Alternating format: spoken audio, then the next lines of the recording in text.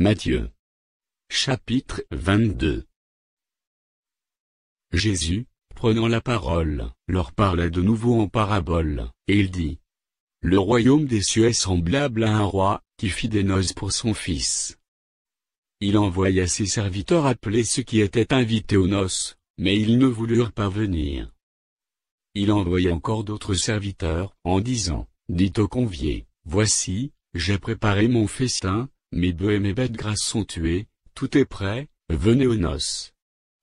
Mais, sans s'inquiéter de l'invitation, ils s'en allèrent, celui-ci à son champ, celui-là à son trafic. Et les autres se saisirent des serviteurs, les outragèrent et les tuèrent. Le roi fut irrité, il envoya ses troupes, fit périr ses meurtriers, et brûla leur ville. Alors il dit à ses serviteurs: Les noces sont prêtes, mais les conviés n'en étaient pas dignes. Allez donc dans les carrefours, et appelez aux noces tout ce que vous trouverez. Ses serviteurs allèrent dans les chemins, rassemblèrent tous ceux qu'ils trouvèrent, méchants et bons, et la salle des noces fut pleine de convives. Le roi entra pour voir ceux qui étaient à table, et il aperçut là un homme, qui n'avait pas revêtu un habit de noces. Il lui dit: Mon ami, comment es-tu entré ici sans avoir un habit de noces? Cet homme eut la bouche fermée.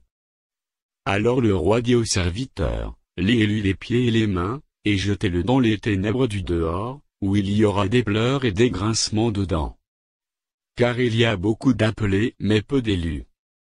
Alors les pharisiens allèrent se consulter sur les moyens de surprendre Jésus par ses propres paroles. Ils envoyèrent auprès de lui leurs disciples avec les Hérodiens, qui dirent: Maître, nous savons que tu es vrai, et que tu enseignes la voie de Dieu, selon la vérité, sans t'inquiéter de personne, car tu ne regardes pas à l'apparence des hommes. Dis-nous donc ce qu'il t'en semble, est-il permis, ou non, de payer le tribut à César? Jésus, connaissant leur méchanceté, répondit: Pourquoi me tentez-vous, hypocrites? Montrez-moi la monnaie, avec laquelle on paie le tribut. Et ils lui présentèrent un denier. Il leur demanda: De qui sont cette effigie et cette inscription? De César, lui répondirent-ils.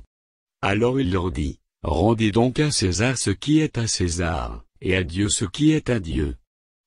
Étonnés de ce qu'ils entendaient, ils le quittèrent, et s'en allèrent. Le même jour, les Sadducéens, qui disent qu'il n'y a point de résurrection, vinrent auprès de Jésus, et lui firent cette question.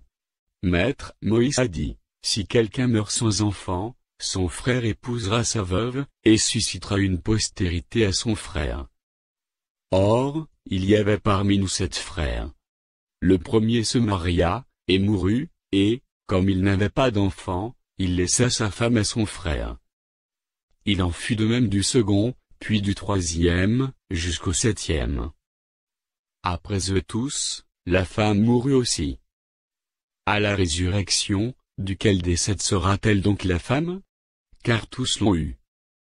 Jésus leur répondit: Vous êtes dans l'erreur, parce que vous ne comprenez ni les Écritures, ni la puissance de Dieu.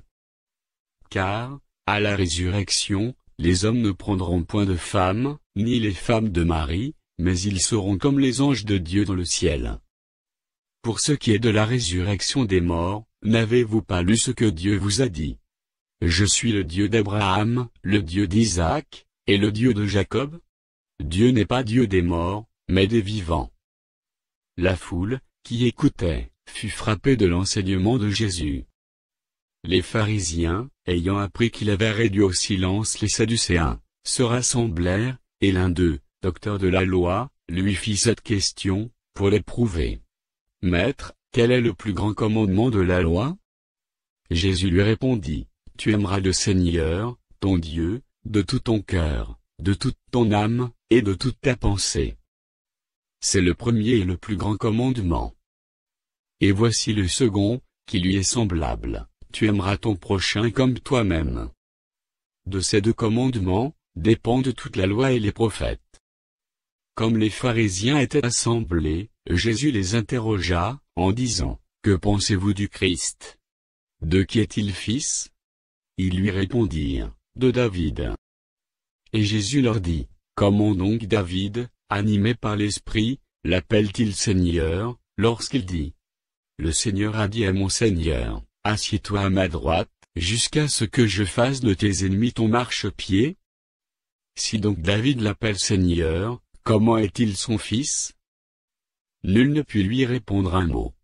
Et, depuis ce jour, personne n'osa plus lui proposer des questions.